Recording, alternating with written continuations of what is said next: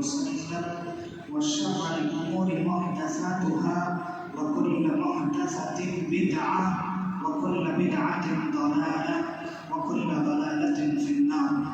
فأعوذ بالله السميع العليم من الشيطان الرجيم. بسم الله الرحمن الرحيم. يا أيها الذين آمنوا اتقوا الله حق تقاته ولا تموتن إلا وأنتم مسلمون. يا أيها الناس اتقوا ربكم الذي خلقكم من نفس واحدة وخلق منها زوجها وبث منهما رجالا كثيرا ونساء واتقوا الله الذي تساءلون به والأرحام إن الله كان عليكم رقيبا. يا أيها الذين آمنوا اتقوا الله وقولوا قولا سديدا يصلح لكم أعمالكم ويغفر لكم ذنوبكم ومن يطع الله ورسوله فقد فاز فوزا عظيما. وقال عز وجل وما أمروا إلا ليعبدوا الله مخلصين له الدين حنفاء ويقيموا الصلاة ويؤتوا الزكاة وذلك دين القيم. حضرات، تمام قسم کی تعریف، توصیف، کبریائی، بڑائی اسی اللہ کے لیے لائق ہے جس اللہ کی بندگی کرنا ہمارے زندگی کا مقصد ہے. اسی اللہ کے لیے تمام قسم کی تعریفیں ہیں جو بیماروں کو شفا دینے والا ہے، جو بے اولادوں کو اولاد دینے والا ہے، جو بے روزگاروں کو روزی دینے والا ہے، جو بندہ نواز ہے، وہ غریب نواز ہے. اس اللہ کی مرضی کے بغیر اس دنیا میں کچھ ہو نہیں سکتا. لاکھوں کروڑوں درود نازل ہو تمام انبیاء کرام پر، خصوصاً محمد عربی صلی اللہ علیہ وسلم کی ذات پر جن کی محنتوں کے نتیجے آج اسلام دنیا کے کونے کونے میں پہنچ چکا ہے. ایسے نبی پر لاکھوں کروڑوں درود نازل ہو. اللهم صل على محمد وعلى آل محمد كما صليت على إبراهيم وعلى آل إبراهيم إنك حميد مجيد. اللهم بارك على محمد وعلى آل محمد كما باركت على إبراهيم وعلى آل إبراهيم إنك حميد مجيد. محترم بھائی اور دوستوں اور معزز خواتین، انشاءاللہ آج کے درس میں اخلاص کے تعلق سے کچھ باتیں قرآن اور حدیث کی روشنی میں رکھنے کی کوشش کروں گا. دیکھ لیجیے آپ کے روبرو سورہ بینہ کی ایک آیت کریمہ تلاوت کی گئی. اس آیت میں اللہ رب العالمین نے حکم دیا وَمَا أُمِرُوا إِلَّا لِيَعْبُدُوا اللَّهَ مُخْلِصِينَ لَهُ الدِّينَ، کہ مومنوں کو اسی بات کا حکم دیا گیا ہے کہ وہ صرف ایک اللہ کی عبادت کریں، اخلاص کے ساتھ، تمام معبودان باطلہ کو جھٹلا کر، تمام جھوٹے خداؤں کی خدائی کو جھٹلا کر اخلاص کے ساتھ صرف ایک اللہ کی عبادت کریں. یکسو ہوگا، یہ اللہ نے ہمیں حکم دیا.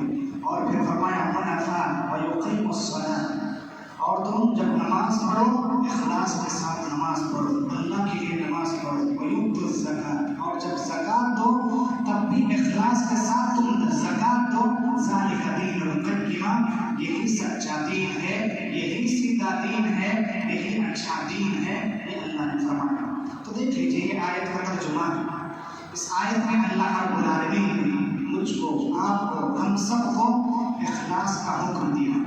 اخلاص کہتے کسے ہیں؟ تو دیکھ لیجیے اخلاص کہتے ہیں ہر چھوٹی بڑی نیکی جو بھی ہم کرتے ہیں، صدقہ کر رہے ہیں، نماز ہم پڑھتے ہیں، روزہ ہم رکھتے ہیں، جو بھی ہم نیکیاں کرتے ہیں اس کے پیچھے مقصد صرف ایک مقصد ہو، ہمارا رب ہم سے راضی ہو جائے، میرا رب مجھ سے راضی ہو جائے، میں رب کی بنائی ہوئی جنت کا حقدار بن جاؤں اور رب کی بنائی ہوئی جہنم سے میں بچ جاؤں. اس مقصد کے ساتھ ہر چھوٹی بڑی نیکی کرنا، اسی کا نام اخلاص ہے، اسی کو اخلاص کہتے ہیں. اور دیکھ لیجیے اللہ رب العالمین نے فرمایا قل ان صلاتي ونسكي ومحياي ومماتي لله رب العالمین. اے نبی صلی اللہ علیہ وسلم آپ کہہ دیجیے میری نماز، میرا روزہ، میرا مرنا، میرا جینا، یہ سب رب العالمین کے لیے. تو اس کو اخلاص کہتے ہیں. ہر چیز اللہ کے لیے، دشمنی بھی اللہ کے لیے، دوستی بھی اللہ کے لیے. جو بھی ہم نیکی کرتے ہیں بس میرا رب مجھ سے راضی ہو جائے، اس مقصد کے ساتھ جو نیکی کی جاتی ہے اسی کو اخلاص کہا جاتا ہے.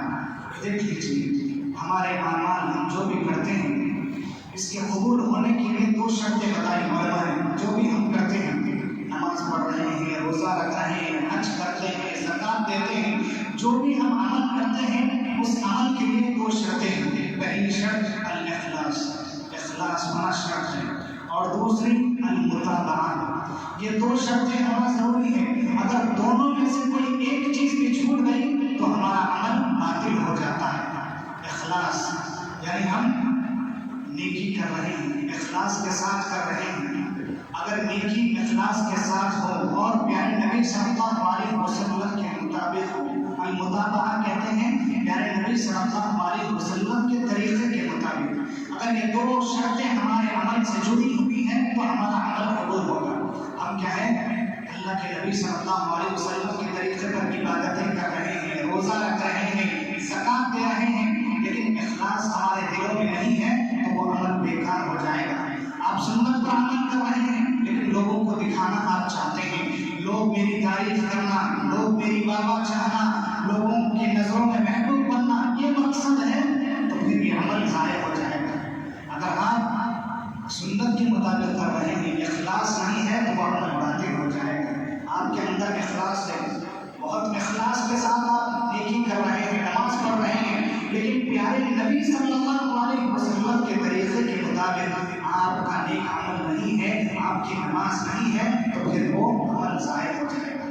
تو یہ قبولیت عمل کے لیے یہ 2 شرطیں ہیں. پہلی شرط الاخلاص اور دوسری کیا ہے، المتابعہ. تو دیکھ لیجیے ہمارے عمل کی قبولیت کے لیے کیا ہے، یہی اخلاص ہونا کیا ہے، ضروری ہے. اور پھر اللہ نے فرمایا فَمَنْ كَانَ يَرْجُو لِقَاءَ رَبِّهِ فَلْيَعْمَلْ عَمَلًا صَالِحًا وَلَا يُشْرِكْ بِعِبَادَةِ رَبِّهِ أَحَدًا. جو کوئی بھی رب سے ملاقات کی امید رکھتا ہے اسے چاہیے کہ وہ عمل صالح کرے. عمل صالح کی تفسیر مفسرین بیان کرتے ہیں ان یفقه السنہ، یعنی سنت کے مطابق وہ عمل کرے تب جا کر اس کا عمل قبول ہوگا، ورنہ اس کا عمل قبول کیا ہے، نہیں ہوگا. اسی طرح دیکھ لیجیے اخلاص ہمارے عمل، میرے اور آپ کے اعمال کی قیمت ہے. ہم جو بھی عمل کرتے ہیں اس کو اللہ مقدار دیکھ کر ثواب نہیں دیتا. اللہ ہمارے عمل کی مقدار دیکھ کر ثواب نہیں دیتا، بلکہ ہمارے عمل کے اندر جو اخلاص ہے اس اخلاص کی بنیاد پر ہمیں ثواب ملتا ہے. آپ دیکھ لیجیے بڑی بڑی مسجد آپ بنا لیے، بڑے مدرسے بنا لیے، آپ بہت بڑے بڑے کام کر رہے ہیں، لیکن مقصد دکھانا ہے، لوگوں کی تعریف چاہنا ہے، لوگوں کی نظروں میں محبوب بننا ہے، دنیا کمانا ہے، اللہ کو راضی کرنا نہیں ہے، تو آپ بڑے سے بڑا کام کر لو وہ عمل ضائع ہو جائے گا. لیکن آپ چھوٹا کام کر رہے ہیں، مقصد کیا ہے، میرا رب مجھ سے راضی ہو جائے، میں رب کی بنائی ہوئی جنت کا حقدار بن جاؤں، جہنم سے میں بچ جاؤں، میرا رب مجھ سے خوش ہو. اس مقصد سے آپ چھوٹا کام ہی کیوں نہ کریں، وہ چھوٹا کام آپ کو نارے جہنم سے بچا سکتا ہے. پیارے نبی صلی اللہ علیہ وسلم نے فرمایا اتق النار ولو بشق التمر. پیارے نبی صلی اللہ علیہ وسلم نے فرمایا کہ تم آدھا کھجور کا صدقہ دے کر جہنم سے بچ جاؤ. دیکھ لیجیے، غور کیجیے، دینے والے کے پاس کچھ بھی نہیں ہے، پیسے نہیں، کچھ بھی نہیں، ایک کھجور بھی میسر نہیں، صرف آدھا کھجور اگر وہ اللہ کی راہ میں دیتا ہے، اخلاص کے ساتھ دیتا ہے، رب کو راضی کرنے کے لیے دیتا ہے، رب کی بنائی ہوئی جنت کا حقدار بننے کے لیے کرتا ہے، تو یہ آدھا کھجور کا صدقہ تمہیں تمہارے انجام سے بچا سکتا ہے. یہ آدھا کھجور کا صدقہ تمہیں نارے جہنم سے بچا سکتا ہے. تو دیکھ لیجیے، پتہ چلا ہمارے رب کے نزدیک عمل کی مقدار، ثواب کی ثواب جو ہمیں ملتا ہے عمل پر، وہ مقدار کو دیکھ کر نہیں بلکہ اخلاص کو دیکھ کر ملتا ہے. چھوٹا عمل ہی آپ کرو لیکن اخلاص کے ساتھ کرو. تو دیکھ لیجیے، اللہ کے نبی نے فرمایا آدھا کھجور کا صدقہ دو، تم اس آدھے کھجور کے صدقے کے ذریعے نارے جہنم سے بچ جا سکتے ہو. تو دیکھ لیجیے میرے بھائی اور دوست، پتہ چلا اخلاص کے ساتھ ہم کام کریں، ہر چھوٹی بڑی نیکی اخلاص کے ساتھ کریں. صدقہ بھی اگر ہم دے رہے ہیں تو اخلاص کے ساتھ صدقہ کریں، مسجدوں میں پیسہ لگائیں. یقین مانیے اگر ہم اپنی پیسے کو اللہ کی راہ میں دیتے ہیں تو اللہ کا فرمان ہے وما انفقتم من شیء فهو یخلفہ. اللہ نے فرمایا اگر تم اللہ کی راہ میں دو گے تو میں تمہیں اور بہتر کر کے دوں گا، اور بہتر کر کے میں تمہیں لوٹاؤں گا. اللہ نے فرمایا. دوسرا نظریہ قرآن نے پیش کیا اور کہا الشیطان یعدکم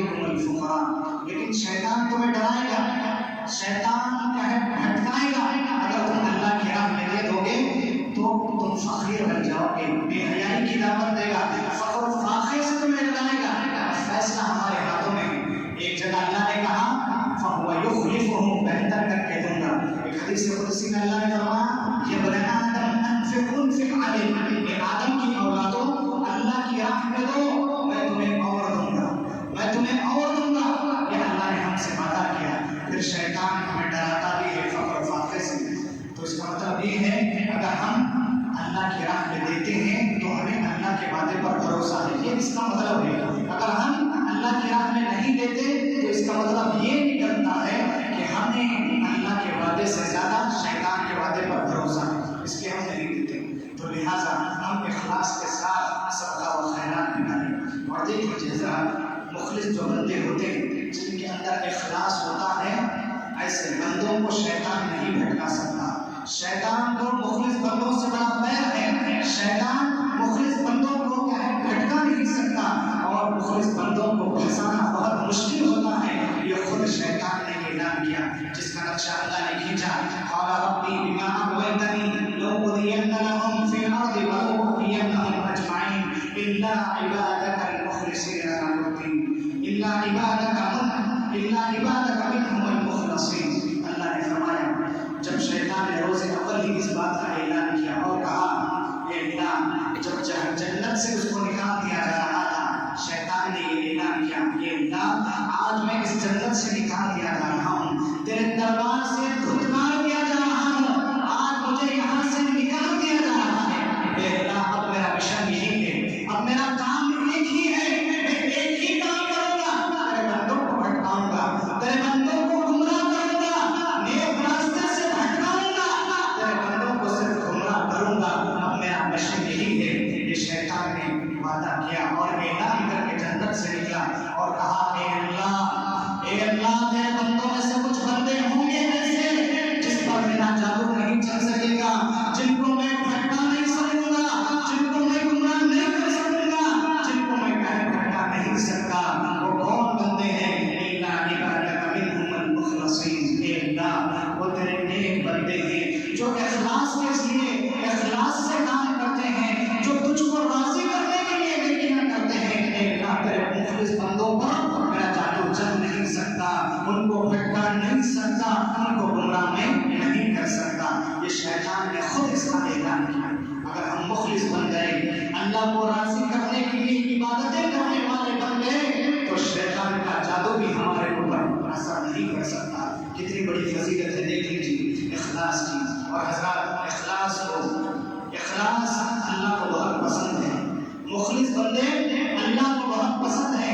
بندوں کی زندگی میں جہاں بھی اخلاص، جس کو موڑ پر بھی اللہ کو کیا ہے بندوں کی زندگی میں اخلاص نظر آتا ہے تو اللہ کو ایسے بندے بہت پسند ہوتے ہیں جن کی زندگیوں میں اخلاص کیا ہے آتا ہے، جن کی زندگیوں میں اخلاص ہوتا ہے. ایسے بندے اللہ کو بہت پسند ہیں. دیکھ لیجیے علامہ ابن قیم رحمہ اللہ بہت پتے کی بات انہوں نے لکھی اور انہوں نے کہا اللہ کو اخلاص اتنا پسند ہے، اتنا پسند ہے، اگر اخلاص کسی غیر مسلم کے اندر ہو، کسی مشرک کے اندر ہو، اگر وقتی طور پر مشرکوں کے دلوں میں بھی اگر اخلاص آتا ہے تو اللہ ان کے اخلاص کی بھی راز رکھتا ہے.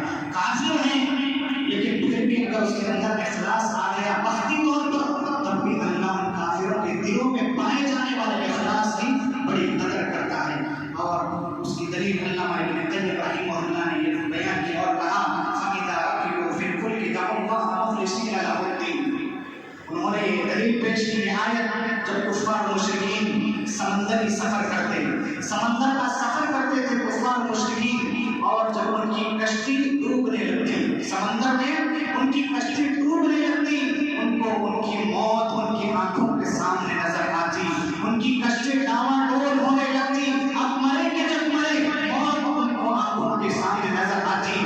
ویسے وقت میں نازک وقت میں وہ لوگ اعلان کرتے تھے، کفار مشرکین چیختے تھے، چلاتے تھے، کہتے تھے اے اللہ آج ہم تمام معبودان باطلہ کو جھٹلا رہے ہیں، جھوٹے خداؤں کی خدائی کو جھٹلا کر اے اللہ تجھ کو آج ہم پکار رہے ہیں. ہماری کشتی ڈوب رہی ہے، موت آنکھوں کے سامنے نظر آ رہی ہے. اے اللہ ہمارے باطل خدا ہمیں بچا نہیں سکتے، ہمارے جھوٹے خدا بچا نہیں سکتے.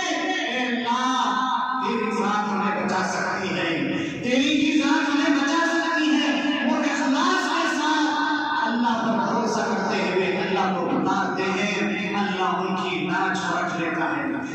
کافر ہیں، مشرک ہیں، لیکن اخلاص کے ساتھ اللہ کو پکار رہے ہیں کہ اللہ تمام معبودات باطلہ کو جھٹلا کر آج تجھ کو پکار رہے ہیں، ہماری کشتی تیری ہی ذات سمندر کے پار کرا سکتی ہے۔ یہ اخلاص کے ساتھ کافر مشرک اللہ کو جب پکارتے ہیں، اللہ ان کی اخلاص، حالانکہ اللہ کو معلوم ہے کہ یہ پھر شرک کریں گے، پھر یہ کفر کے کام کریں گے، اللہ کو معلوم ہے، لیکن پھر بھی وقتی طور پر جو ان کے دلوں میں اخلاص کا دیا جل اٹھا تھا، جو ان کے دلوں میں اخلاص کی چنگاری جو جل اٹھی تھی، اس کی اخلاص کی قدر کرتے ہوئے اللہ انہیں سمندر کے پار کرا دیتا ہے۔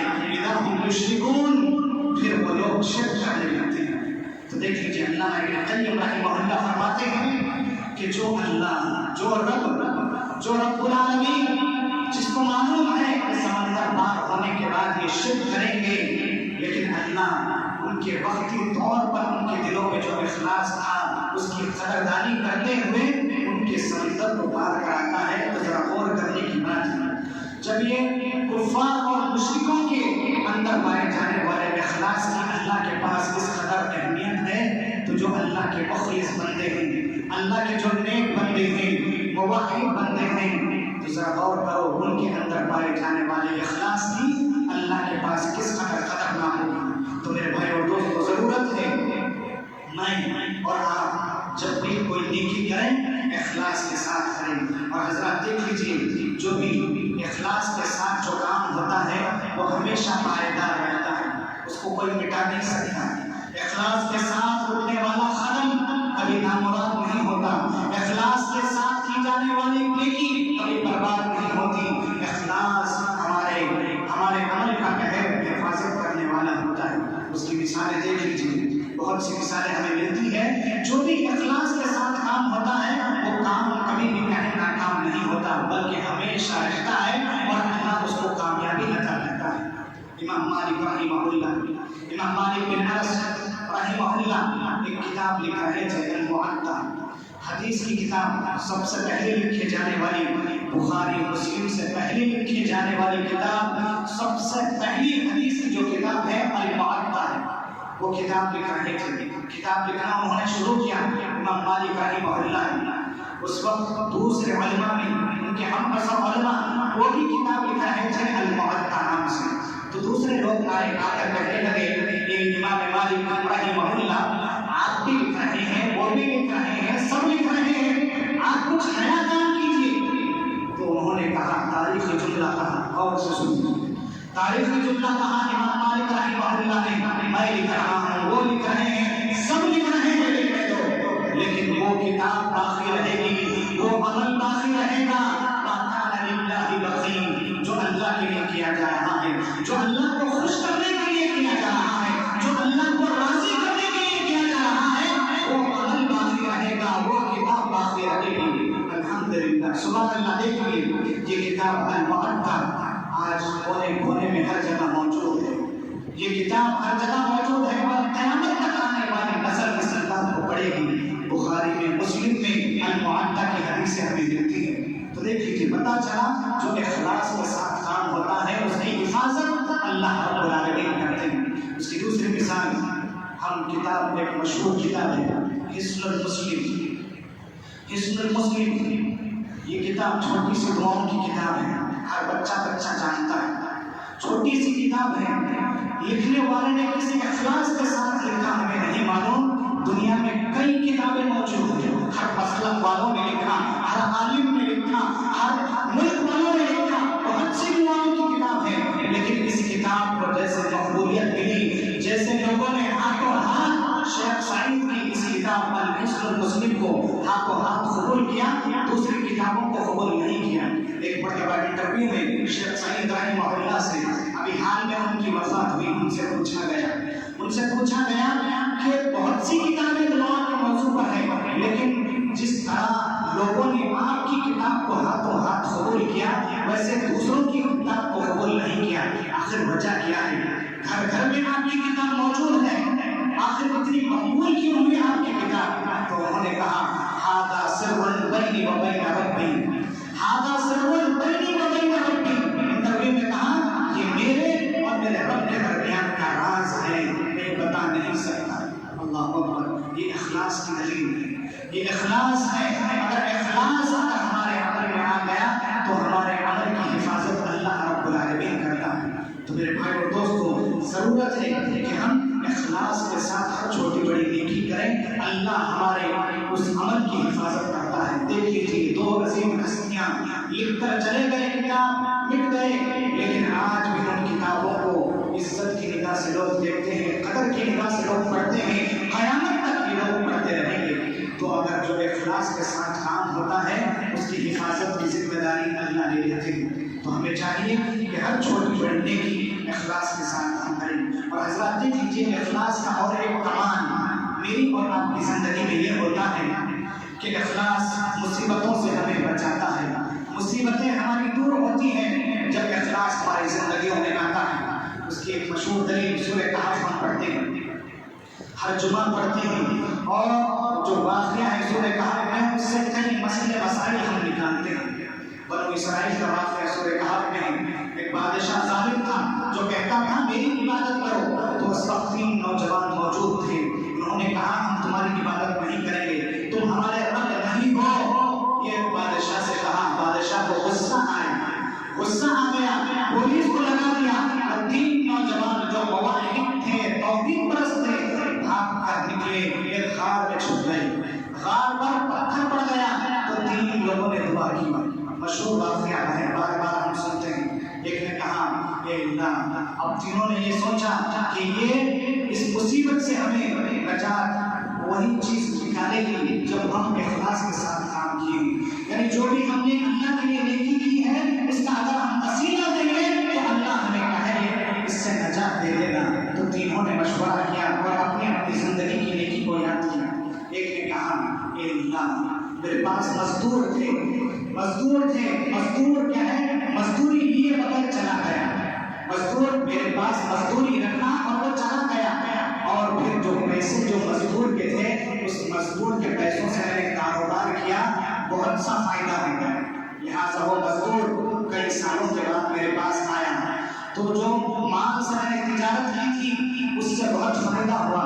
جب وہ آیا مزدوری لینے کے لیے تو میں نے جو مزدوری وہ چھوڑ کر گیا تھا اتنی اس کو نہیں دیا، بلکہ جو کچھ فائدہ تھا تمام کا تمام اس کو دے دیا، اور کہا کہ تمہارے پیسوں سے یہ کمائی ہوئی چیزیں ہیں، لہٰذا اے اللہ میں نے ذرا بھی اس کو دھوکہ نہیں دیا، تمام چیزیں اے اللہ تجھ کو راضی کرنے کے لیے اے اللہ میں نے یہ دیا۔ اے اللہ آج میں مصیبت میں ہوں، میں پریشان ہوں، اگر اس اخلاص کے ساتھ کی جانے والی نیکی کی تیرے نزدیک تھوڑی بھی قدر ہے اے اللہ تو مجھے اس مصیبت سے تو نکال دے۔ پتھر تھوڑا ہٹ جاتا ہے۔ دوسرے نے کہا اے اللہ، میں بکریاں چرا کر آتا اور پہلے میں دودھ نکال کر اپنے ماں باپ کو پلاتا، پھر بعد میں بیوی بچوں کو دیتا۔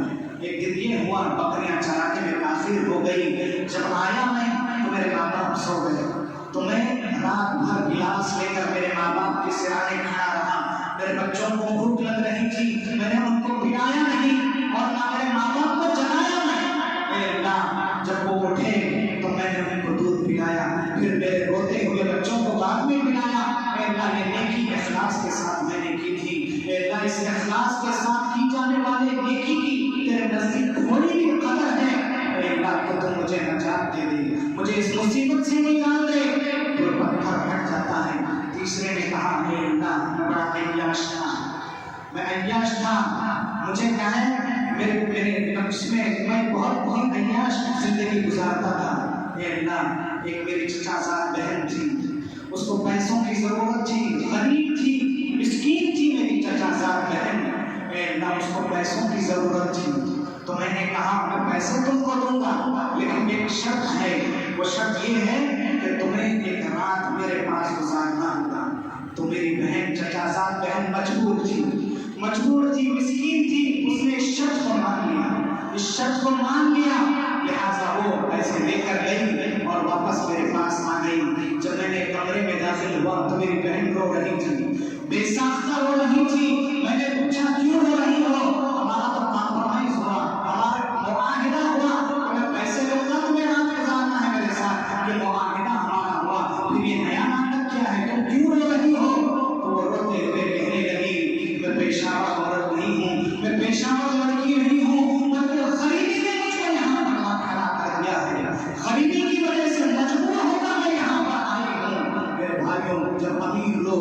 غریبوں کا حق ادا نہیں کرتے تو غریب کی بیٹی بکنے پر مجبور ہو جاتی ہے۔ امیر لوگ جب غریبوں کا خیال نہیں کرتے تو یہ غریب کی بیٹیاں بکنے پر مجبور ہو جاتی ہے۔ اس نے بھی یہی کہا میں پیشہ ور ہوں، غریبی نے مجھے یہاں پر لا کر کھڑا کر دیا، غریبی نے مجھے یہاں پر لایا ہے۔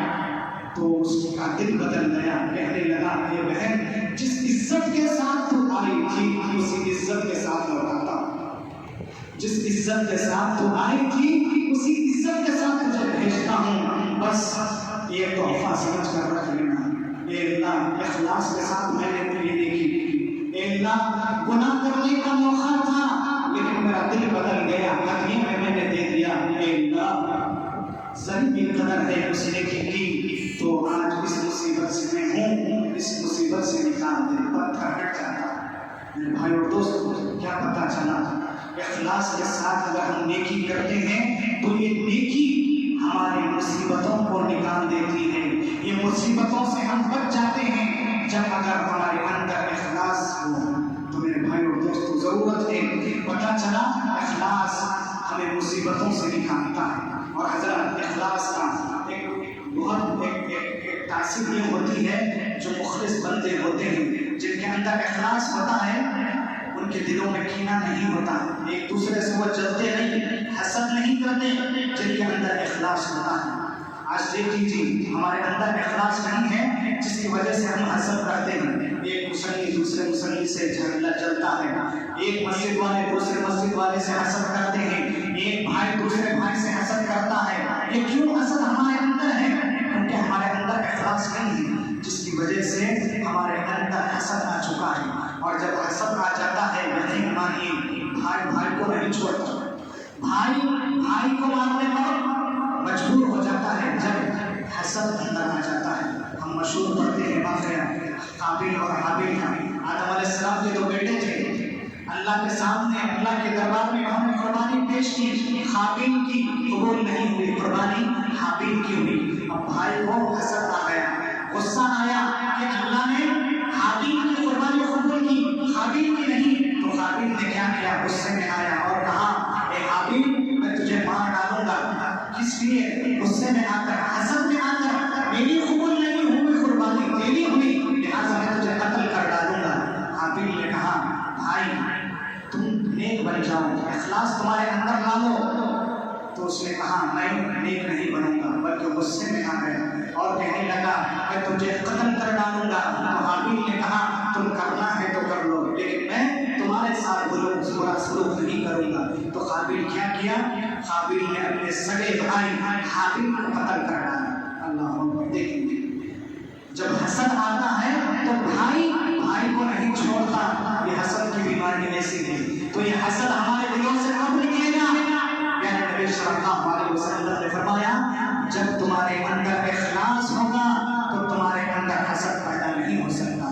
میرے بھائی اور دوستو حسد کو اگر نکالنا ہے، جلن کو اگر نکالنا ہے تو اپنے اندر اخلاص پیدا کرنا ہوگا، تب جا کر ہمارے اندر سے حسد کیا ہے جا سکتا ہے۔ اور دیکھ لیجیے حضرات بسا اوقات شیطان عبادتوں کے راستے سے ہمیں بھٹکاتا ہے۔ ہم کیا نیک ہو گئے، لوگوں کو ہم حقیر سمجھتے ہیں اور کہتے ہیں میں صف اول کا نمازی ہوں، میں بڑا نیک ہوں، لہٰذا تم کچھ بھی نہیں ہو۔ ہم دوسروں کو کیا ہے حقیر سمجھتے ہیں۔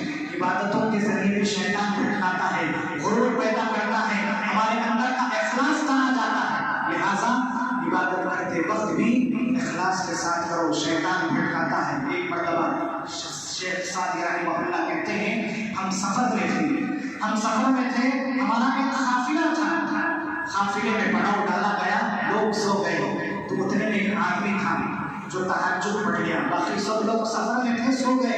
اب وہ اٹھ کر لوگوں پر تبصرے کرنے لگا، کیسے غافل لوگ ہیں، کیسے غافل تم لوگ ہو، تم نے کہا تہجد کی نماز نہیں پڑھی، میں بڑا نیک ہوں۔ وہ اپنے آپ کی تعریف کر رہا تھا، دوسروں کو برا بنا رہا تھا۔ تو اس وقت شیخ سعدی رحمہ اللہ نے کہا کہ تم اس سے بہتر تھا کہ تم خود سو جاتے، جو تم اپنے آپ کی تعریف کر رہے ہو، لوگوں کو حقیر سمجھ رہے ہو، اس سے بہتر تھا کہ تم تہجد نہ پڑھتے سو جاتے تو تمہارے لیے اچھا تھا۔ تو لہٰذا میرے بھائی اور دوستوں کبھی بھی کسی کو حقیر نہ سمجھے۔ شیطان عبادتوں کے ذریعے ہمارے اندر تکبر، غرور، حسد پیدا کرتا ہے۔ لہٰذا ہوشیار ہمیں رہنا ہے۔ اب پہچانے ہم کیسے؟ اب میں مخلص ہوں، آپ کے اندر اخلاص ہے، آپ مخلص ہیں، آپ کیسا پہچانیں گے؟ میں کیسا پہچانوں گا کہ آپ مخلص ہیں؟ آپ مجھے کیسے پہچانیں گے کہ میں مخلص ہوں؟ تو دیکھ لیجیے علماء نے ایک دو نشانیاں اس کی بتائی۔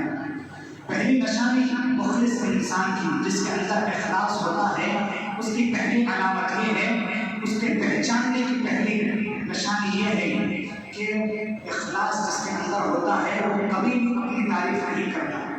اگر کوئی اپنی تعریف نہیں کرتا تو سمجھ جاؤ کہ مخلص بندہ ہے، اس کے اندر اخلاص ہے، ہمیں سمجھ جانا چاہیے۔ جو اپنی آپ کی تعریف کرتا ہے، اپنے متقی ہونے کے ڈھڈورے پیٹتا ہے، اپنے تعریف کے قصے خود سناتا ہے، میں تہجد گزار ہوں، وہ خود اپنی زبانوں سے بولتا ہے، تو یاد رکھ لو یہ ادا اللہ کو پسند نہیں ہے۔ خود میری زبان سے میری تعریف نکلے، خبردار، آپ کی زبان سے آپ کی تعریف نکلے، خبردار ہو جاؤ، ہوشیار ہو جاؤ، اللہ کو یہ صفت پسند نہیں ہے۔ خود اپنی زبان سے تعریف کرنا اللہ کو یہ پسند نہیں ہے۔ اللہ نے فرمایا فَلَا تُزَكُّوا أَنفُسَكُمْ هُوَ أَعْلَمُ بِمَنِ اتَّقَىٰ۔ اللہ نے فرمایا کہ تم اپنے متقی ہونے کے ڈھڈورے نہ پیٹو، تم خود اپنے نیک ہونے کی کہانیاں لوگوں کو نہ سناؤ۔ یہ اللہ فرماتا ہے، اور فرماتا ہے تم خود نیک ہو، خود نہ بیان کرو۔ هُوَ أَعْلَمُ بِمَنِ اتَّقَىٰ، میں جانتا ہوں تم کتنے اچھے ہو، تم کتنے متقی ہو، اور مجھے معلوم ہے، یہ اللہ فرماتا ہے۔ لہٰذا کبھی بھی میں ہوں یا آپ ہو، کبھی کسی کی زبان سے خود کی تعریف نہ نکلے۔ تو پہلی نشانی مخلص بندے کو پہچاننے کی یہ ہے کہ اخلاص جس کے اندر ہوتا ہے، وہ کتنا بڑا کام کیوں نہ کر لے، وہ کبھی کسی کے سامنے بولتے ہوئے نہیں پھرتا۔ تو پہلی نشانی ہے کہ مخلص بندے کو پہچاننے کی کہ وہ کبھی اپنی زبان سے تعریف نہیں کرتا۔ اور دوسری نشانی مخلص بندوں کو پہچاننے کی یہ ہے کہ مخلص بندہ اگر کوئی دوسرے تعریف کرے تو وہ ان کی تعریف کو سن کر خوش نہیں ہوتا، اور نہ ہی کوئی دوسرے تنقید کرتے ہیں یہ کام صحیح نہیں کر رہے ہیں، یہ صحیح ذمہ داری نہیں نبھا رہے ہیں، لوگ تنقید کرتے ہیں تو ان کی تنقید کی بھی پرواہ نہیں کرتا مخلص بندہ، نہ ہی تعریف کرنے والوں کی تعریف سن کر بھولتا بھی نہیں خوشی میں، نہ تنقید کرنے والوں کی تنقیدوں کو برا مانتا ہے، وہ بس یہی کہتا ہے میں ہوں میرا رب ہے، تعریف کرنے والے کرتے رہیں، تنقید کرنے والے تنقید کرتے رہیں، برائی کرنے والے برائی کرتے رہیں، مجھے کچھ پرواہ نہیں ہے، بس میرے عمل سے میرا رب راضی ہو جائے، اس فکر سے وہ کام کرتا ہے۔ لوگوں کو دیکھ کر اپنے فیصلے بدل لینا، لوگوں کو چہرے دیکھ کر فیصلے کرنا، یہ اخلاص کی دلیل نہیں ہے۔ عائشہ رضی اللہ عنہا فرماتی ہے پیارے نبی صلی اللہ علیہ وسلم نے فرمایا، ابن حبان کی روایت ہے، جو کوئی بندہ اللہ کو راضی کرنے کے لیے بندوں کو ناراض کرتا ہے، اللہ کو خوش کرنے کے لیے بندے کو ناراض کرتا ہے، تو اللہ ایسے بندے سے خوش ہوتا ہے، اور جو آج بندے جو اس سے ناراض ہیں، اللہ کل ان کے دلوں میں محبت ڈال دیتا ہے۔ اور پھر میرے نبی نے آگے فرمایا، جو لوگوں کو خوش کرنے کے لیے اللہ کو ناراض کرتا ہے، جو لوگوں کی واہ چاہنے کے لیے اللہ کو ناراض کرتا ہے، تو پیارے نبی صلی اللہ علیہ وسلم نے فرمایا اللہ ایسے بندے سے ناراض ہوتا ہے، اللہ ایسے بندے سے خفا رہتا ہے، خوش نہیں ہوتا۔ اور جو جن کے لیے یہ کام کر رہا ہے، جن کو دکھانے کے لیے اللہ کو اس نے ناراض کیا، تو اللہ کے نبی فرماتے ہیں کچھ دنوں کے بعد اللہ ان تمام لوگوں کی نظروں میں اللہ اس کو ذلیل کر کے رکھ دیتا ہے۔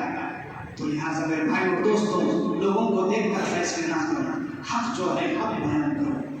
اگر ایسا ہم کریں گے تو اللہ کی رضا ہمارے ساتھ رہے گی، اللہ بھی ہم سے راضی رہے گا، اور اللہ کے بندے بھی خود بخود ہم سے راضی ہو جائیں گے۔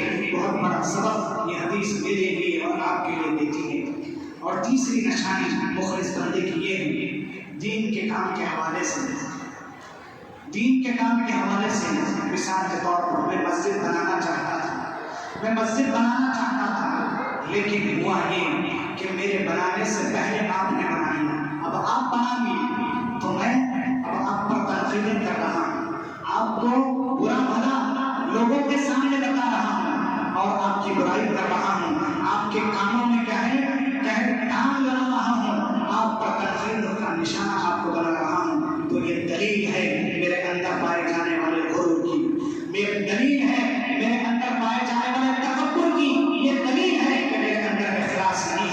یہ دلیل ہے کہ میں اللہ جو نیک کام ہو رہا ہے اس کو بڑی نہیں دے رہا ہوں۔ اگر میں آپ کے کام کو دیکھ کر خوش ہوتا ہوں تو یہ دلیل ہے کہ میرے اندر اخلاص ہے۔ یہ دلیل ہے آپ کے کام کو دیکھ کر اگر میں خوش ہو رہا ہوں تو میرے اندر اچھائی ہے، یہ دلیل ہے۔ تو میرے بھائی اور دوستو، اگر نیکی کے کاموں کے حوالے سے اگر کوئی دوسرا کام کرتا ہے تو نہ جانے، حسد نہ کریں، آگے بڑھائیں، بھائی اور کرو اور کرو۔ اگر ہم یہ کہتے ہیں تو یہ بہت بڑی دلیل ہے کہ آپ کے اندر اخلاص ہے۔ اگر آپ روک رہے ہیں، تنقید کر رہے ہیں، تو اس کا مطلب یہ ہوگا کہ آپ کے اندر انسانیت نہیں ہے، نہ ہی آپ کے اندر اخلاص ہے، بلکہ آپ کے اندر کیا ہے، گھٹیا صفت ہے۔ تو یہ تیسری علامت ہے، اس سے ہم پہچان سکتے ہیں کہ مخلص کون ہے۔ اور دیکھ لیجیے حضرات، اخلاص کا کیا کرشمہ ہوگا، اخلاص کا کیا نتیجہ نکلے گا۔ جو اخلاص کے ساتھ کام ہوتا ہے اس کا نتیجہ کتنا بڑا ہوگا اس کا ہم اندازہ بھی نہیں لگا سکتے۔ اس کے وجہ سے کرشمے کیا ہے، اخلاص کے ساتھ جو کام ہوتا ہے اس کے کرشمے ویسے حیرت انگیز کرشمے دیکھنے کو ملتے ہیں۔ اس کی ایک مثال دیکھ لیجیے، 6 صدی ہجری کے ایک محدث گزرے ہیں، حافظ عبد الغنی المقدسی رحمہ اللہ۔ حافظ عبد الغنی المقدسی رحمہ اللہ، عیسائیوں نے ان کو جیل میں ڈال دیا تھا، عیسائیوں نے ان کو قید کر لیا تھا۔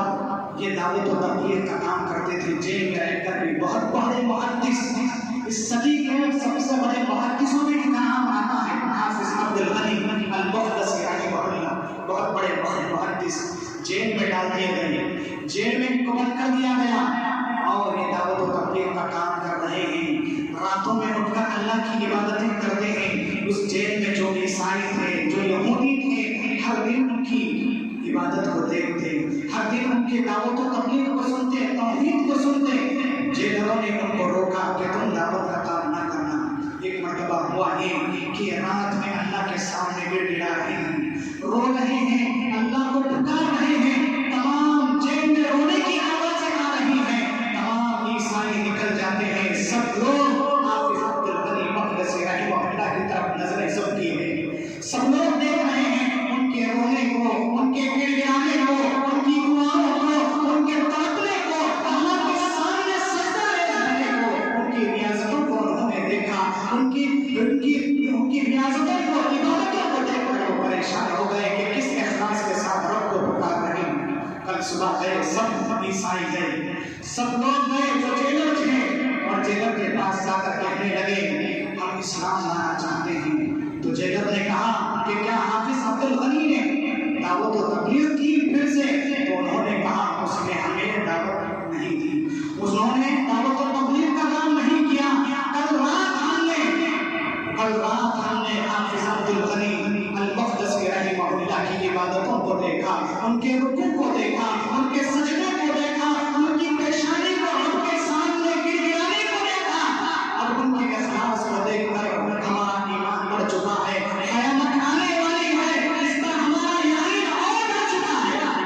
لہٰذا ہم اسلام لانا چاہتے ہیں۔ تمام کے تمام جیل میں جتنے لوگ تھے اسلام کو قبول کر لیا۔ یہ حیرت انگیز کرشمہ اخلاص کا ہوتا ہے۔ تو میرے بھائی اور دوستوں، کیا نتیجہ نکلے گا اخلاص کا، اس کا ہم اندازہ بھی نہیں لگا سکتے۔ تو میرے بھائی اور دوستوں، ضرورت ہے خود میرے لیے، آپ کے لیے، کہ ہم چھوٹی بڑی نیکی کرتے وقت اخلاص کے ساتھ کیا نیکی کریں۔ وقت ختم ہو چکا ہے، انہیں باتوں پر میں اپنی بات کو ختم کرتا ہوں، سمیٹتے ہوئے اللہ سے دعا کرتا ہوں کہ بار الہ ہم تمام کو چھوٹی بڑی نیکی کرتے وقت اے اللہ اخلاص کے ساتھ کرنے کی توفیق دے۔ اے اللہ ریاکاری سے ہمیں بچا، تکبر سے ہمیں بچا، عاجزی، انکساری، تواضع، اے اللہ ان اچھی چیزوں کو ہمیں اپنے اندر کیا ہے نافذ کرنے کی توفیق دے۔ اے اللہ ہماری ذلتوں کا خاتمہ کر دے۔ اے اللہ ہمیں عزت کی زندگی نصیب فرما۔